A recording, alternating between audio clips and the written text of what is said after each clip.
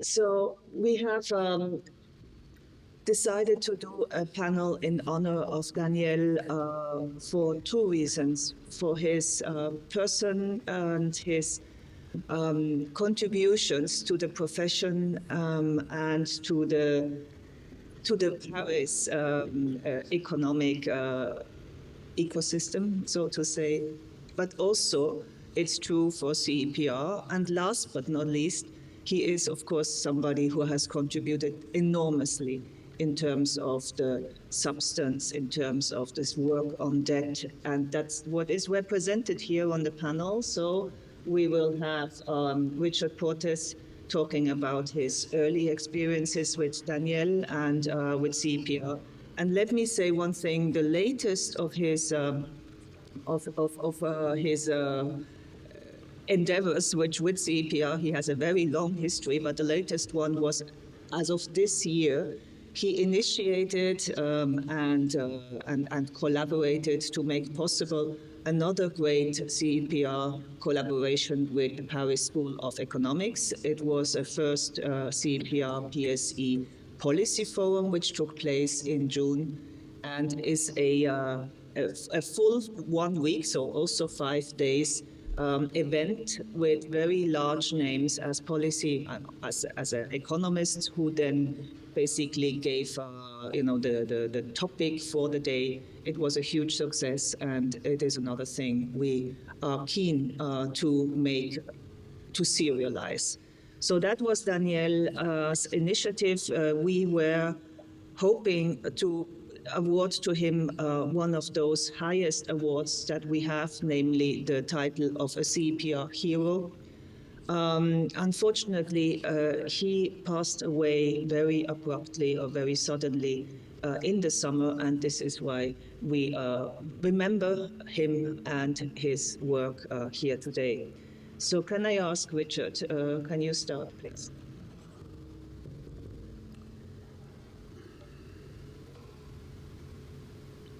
C'est pas facile.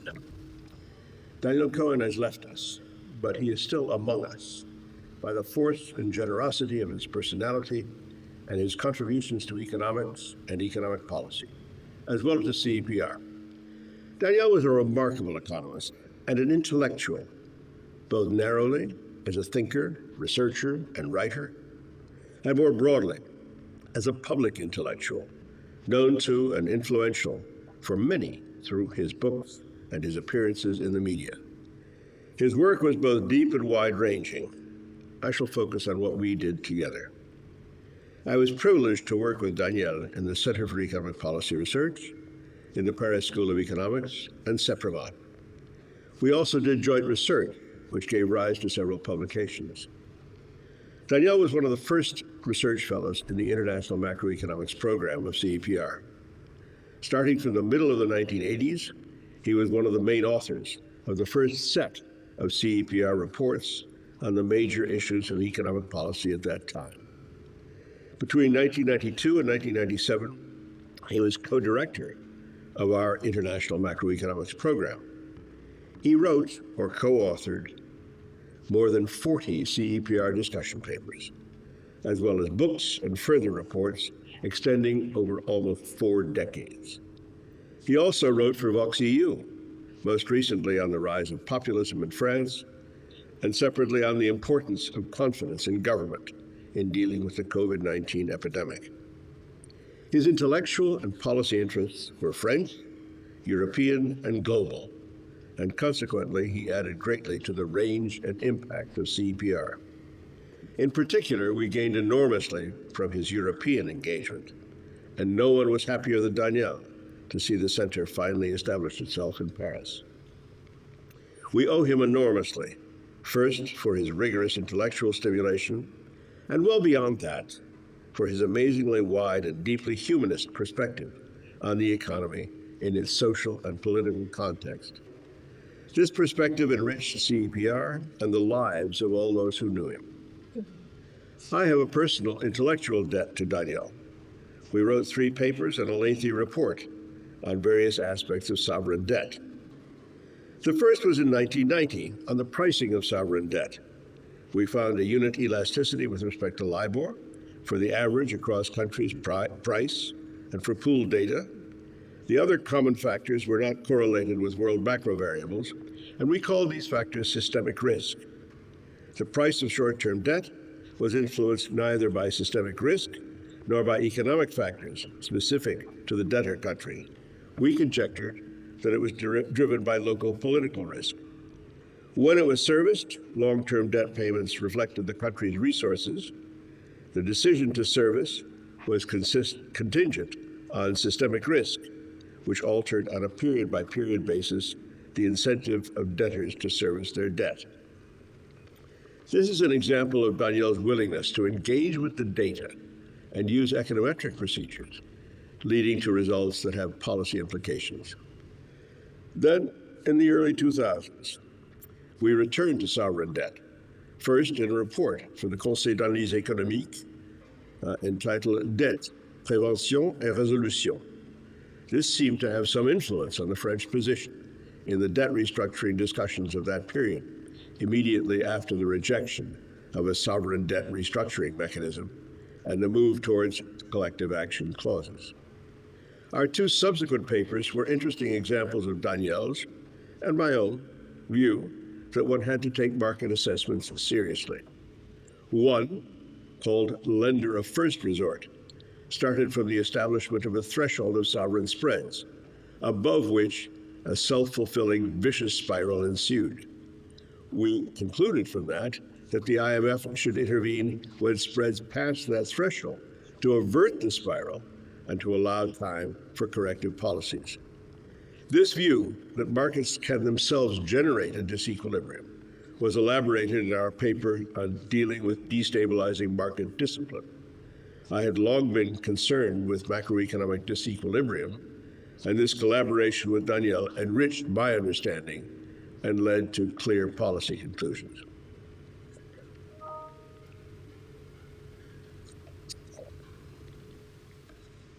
Beyond this academic and policy collaboration, beyond his role in CEPR, there is a deeply personal viewpoint. I reflect on the life and career of this extraordinary colleague and dear friend with a certain pride. Why so? It's that economics, our economics, could offer a secure intellectual base, allowing this multifaceted personality to cover many disciplines and exercise wide influence over thought and policy. The pride is also that Daniel was so enthused by his multiple identities, French, European, and global. And, I confess, pride that he and I worked together so well. In theory and in practice, Daniel always sought the best among the possible equilibria. Let his engagement inspire us all. He was a wonderful friend, and above all, a mentor.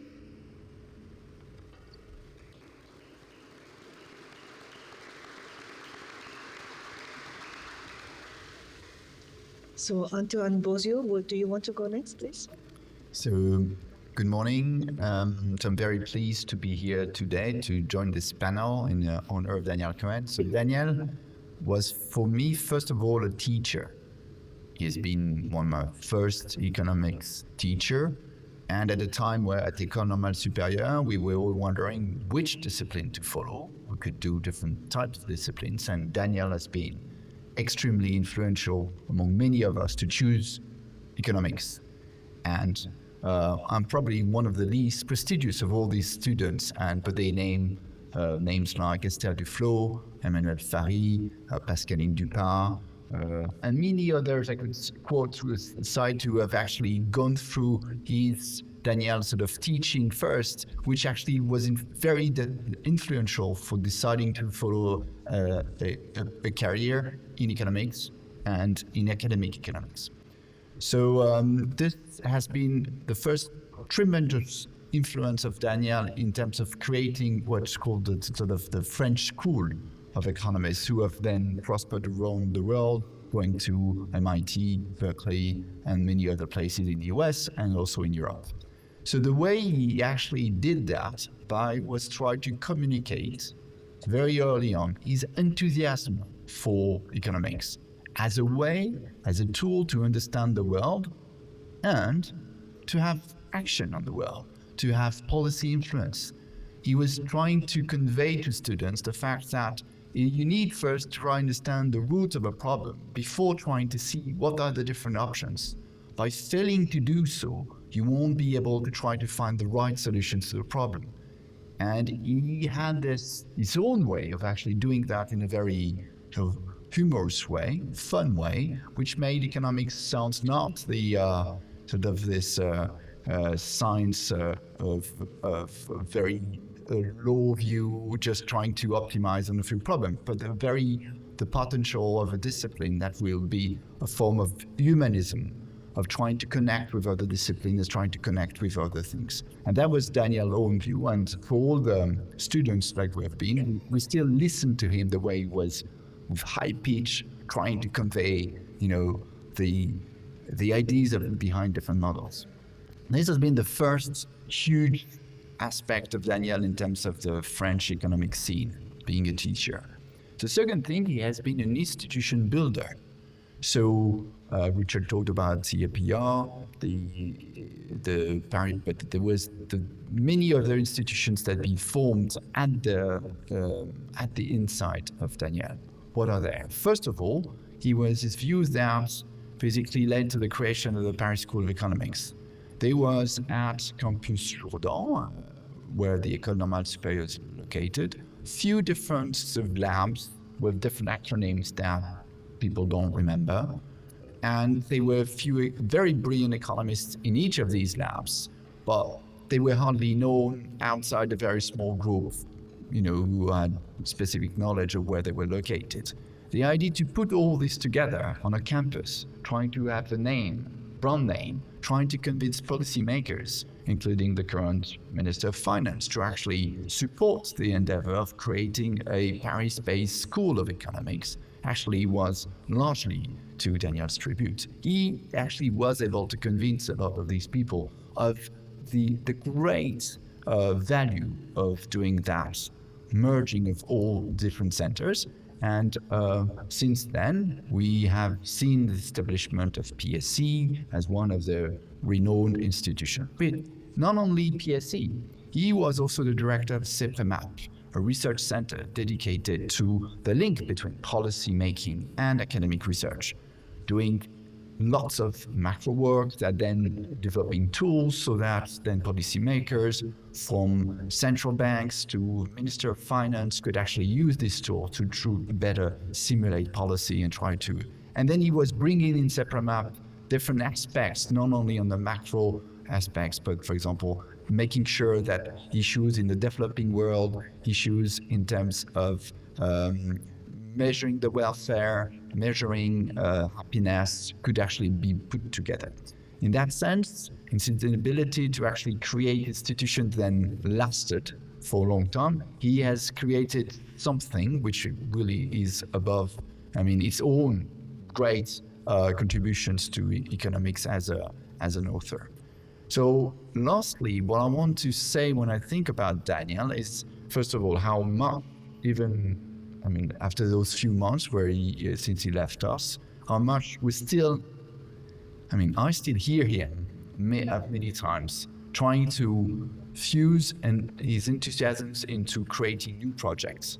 When he was at hospital, he was still talking to many of us about his future ideas about what we should do next, what we should create next in terms of projects. He was extremely enthusiastic about the June PSC policy, CEPR policy forum. He was really unhappy not to miss it, and will say that he was on the phone saying that he would be able perhaps to join it. Unfortunately, he's not here, but he's still living among many of us, and I think if we can keep alive that form of enthusiasm for not only economics, but for the good use of science for policy and for discussion as citizens, I think we can keep his memory alive. Thank you.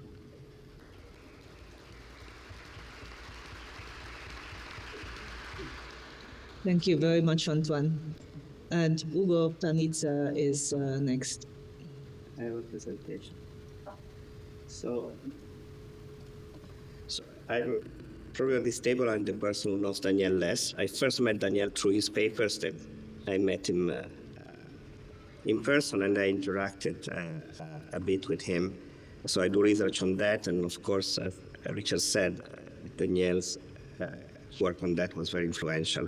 And Beatrice told me to focus on substance and not on anecdote, but I'm going to mention some anecdote anyway. So, first of all, Charles Wycliffe was supposed to be here today with us, and I don't know what he would have said, but I know one thing that he would have said, because Charles told me many times that together with Daniel and Jacques Melis, who also unfortunately also left us, when Charles came back from the US, he felt that it was very hard to talk with people, and they organized the first French macro seminar of economics, the three of them together, and I think that's not a coincidence that then it's part of the reason why then they were so well integrated into CEPR, because it was the same idea to bring a discussion of economics together. The other two things are more personal, and both have to do with my wife. So my wife is in a WhatsApp group, and with her friends, and they talk about all random stuff. And the only time that an economist was mentioned in his WhatsApp group was Daniel Cohen, because she got a message. So this is a French-speaking WhatsApp group, and I think it was about his last book. So she told me, "Do you know this guy?" Yeah, I know this guy. And the third one. So once we were in Paris doing some work, and then with Daniel and another friend, we went for dinner at Georges, the restaurant on the top of Saint Pompidou. And it was a beautiful evening, and we had this beautiful table with this beautiful view on Paris, and it was really, really special. And then I came to Paris a couple of months after with my wife and said, we have to go have dinner there, because it was really, really nice. And they gave us a crappy table in the back of the room, and I said, next time I have to ask Daniel to do the reservation so I get a good table. Anyway, so I work on that, and Daniel has been very influential to this. In fact, I went to Repet, and I tried to look at all the paper that was written that have the word debt, and the list is long. So some of them were mentioned by Richard. And I want to focus on 3 papers on this long list. The one I think is a special paper for CEPR and also for Sciences Po, because Economic Policies Journal, which is jointly owned by CEPR and Sciences Po, and Volume 1, Issue 1, and this paper by Daniel. The cover of Economic, I couldn't find a bigger picture, so it's a bit small, but the cover was different, and it changed, was this bluish picture. And now if you look at this paper, how to evaluate the solvency of an indebted nation, there are many things that are still important now. Something was mentioned by Richard, the importance of external factors. So if you look at the first thing, it says, we have this debt crisis. Mexico went into that crisis, and they said it's all because the price of oil went down. And then other countries went into a crisis, and these were all important. They said all because the price of oil went up. So maybe we have to think about something else. And the movement of the global interest rate is very important. So I worked for many years with Guillermo Calvo, was also kind of imprinted in my brain the importance of external shock. So this is something which is, somebody who's talking about the global financial cycle. So you see many things which we still talk about it now. We're there. And then if you look at the second or third page, there is discussion of the interest R minus G. So you see how things we still discuss now. And of course, this is this is key now. This is a graph from this comes from our Geneva report we did with Beatrice and other people, and Jeremy and Mr. Gulati and Libu Kite and Patrick Bolton. The red and the black countries are countries which are either in debt distress or at high risk of debt distress. So you see that these issues that Daniel was thinking about 40 years ago are still very important today. So that's the first paper I wanted to mention. And then other 2 papers that actually influenced my research, something that I'm doing now and something that I did a few years ago.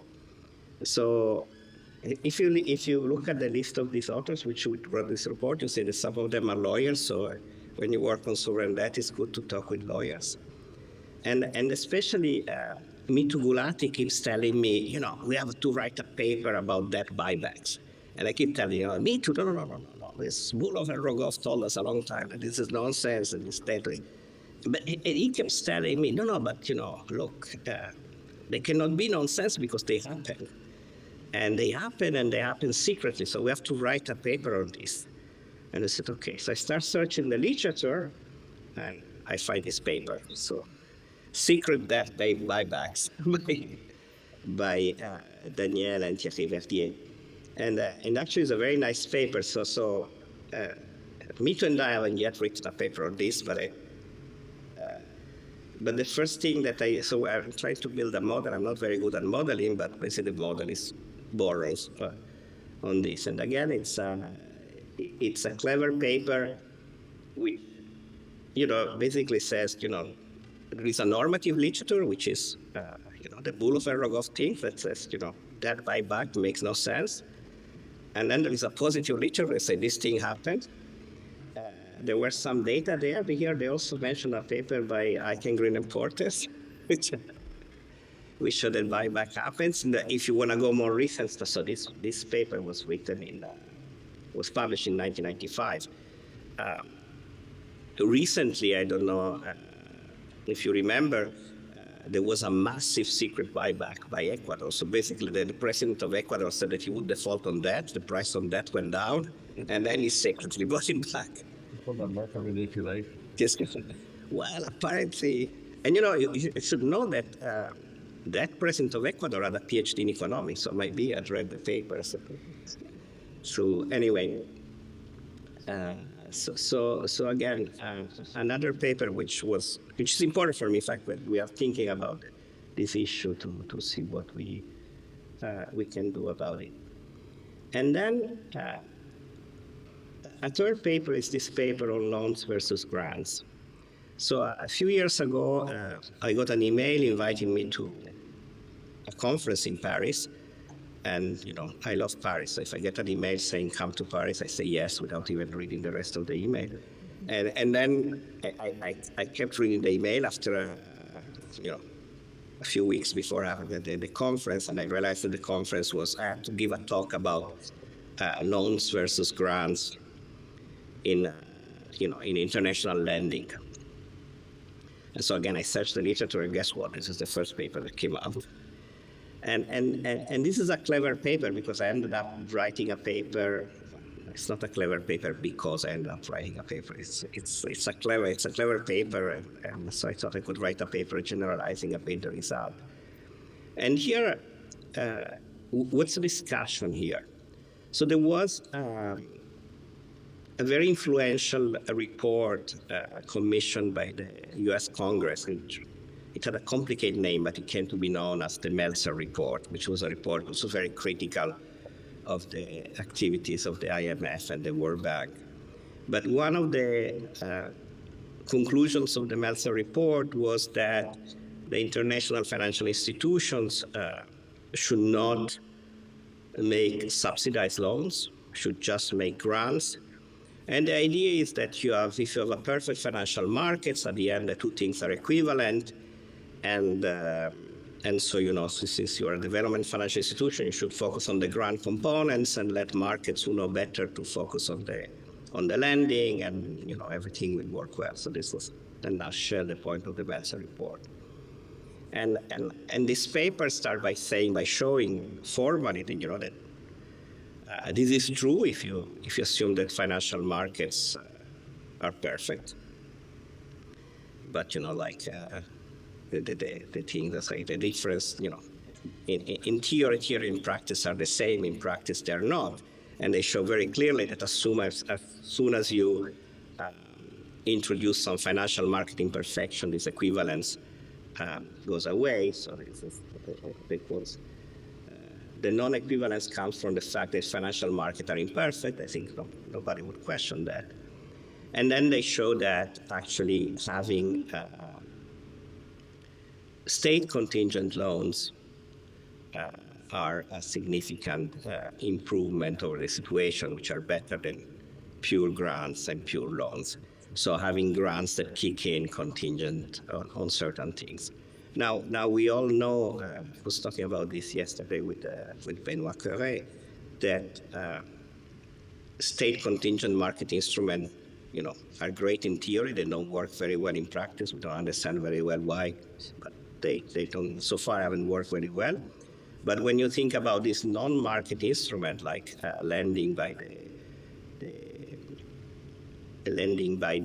either the World Bank or bilateral lending by the Agence Française du Développement, this problem go away and you have superior instrument. And in this, I think Daniel, again, was very influential because he was an academic economist, but he was also very involved with policy, was very involved with ADS, I think.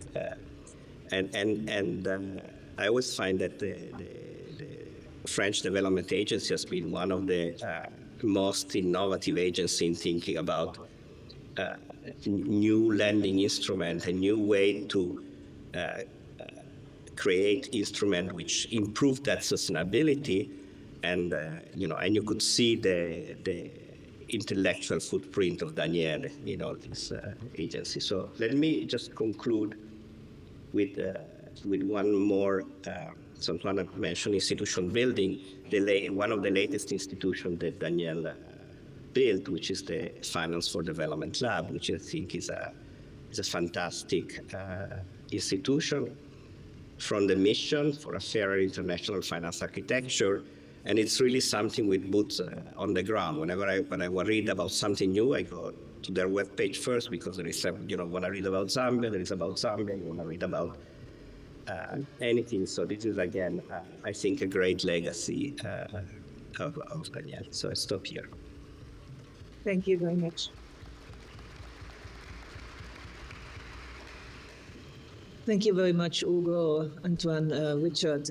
If there are any questions or comments from the audience or other people who wanted to speak about Daniel or about that sustainability, please go ahead.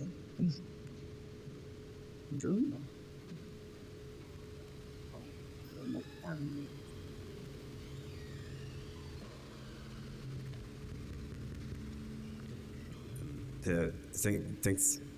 Is it working? Yeah, okay.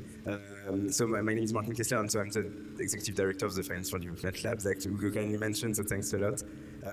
We indeed were founded with Daniel. We founded this lab, this think tank in the CEPR map that Antoine mentioned, as a way to work on the topics that he developed through his career. And I mean, to me, it gave me the greatest luck in my career that to work with him. I hired him as a teacher many years ago, and coming back to work with him was a privilege. Maybe to link with the content, I think what was really fascinating was that by doing this lab, by working on proposals, concrete proposals for debt in developing countries, he was often coming back to the first papers of his career. So the first big report that we did, that was a big release that we did when we started the lab, was on a mechanism to stabilize debt for African countries. And it took basically those 3-4 first reports that he wrote in the 80s. So the vulnerability to commodity price shocks was one of the tools that he wanted to develop in the 80s, and that was there. A facility as a guarantee that could prevent market shocks. So it was, I think, a very clear insight from very early on, things that didn't pan out in the real world, that he was still working on to complete those markets and to make them safer for developing countries. So seeing his mind and how he took problem, took it to his kind of very theoretical route, and then put it back as a very concrete proposals was something fascinating. And I think rereading his paper, coming back to them, is always a source of insight on this way of reasoning. Thank you. Thank you. So maybe I wanted to, comment on the fact, and that takes a bit the themes that Hugo was mentioning.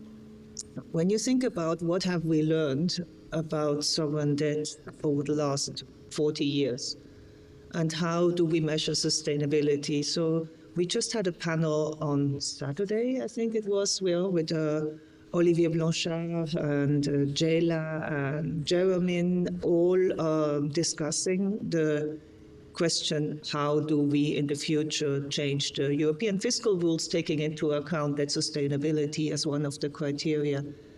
And there was an agreement that this, stochastic debt sustainability analysis is the way forward, and that we now may have an instrument that will help us deal with this nasty issue.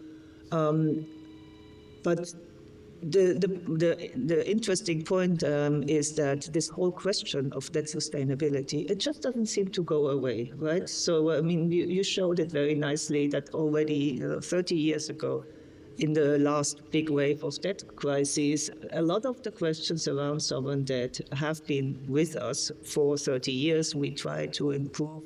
But in some areas, we're actually even going backwards. Our debt restructuring capabilities at the global level today are worse than they were a few years ago, before China became one of the major players, and we do not really have a good working instrument to do debt restructuring. There is a big attempt now through the common framework to somehow bring China in, but de facto, we have, again, serious countries in serious debt distress, as you were showing, and not really a good way of dealing with it. And a third one that came across also from what you said, Hugo, loans versus grant. In our reports in the last 2 years on Ukraine, basically loans versus grants is always one of the main recommendations. Because Ukraine needs more grants rather than loans. The loans from the European community are very, very generous loans, but they are still loans. And there are certain lessons that we just don't seem to learn, if that is but maybe the book on that we should write in Daniel's honor at some stage is about what have we learned over the last 40 years from his work and others in this whole area, which is, these kind of crises are very, very destructive and very costly in social, human, and political terms. So thanks to all of you. Thanks to Daniel for his contributions to all of us. And we now close this panel.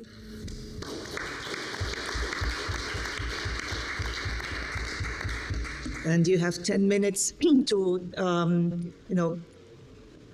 take a coffee and move to the next rooms. We now move into parallel sessions. Thank you.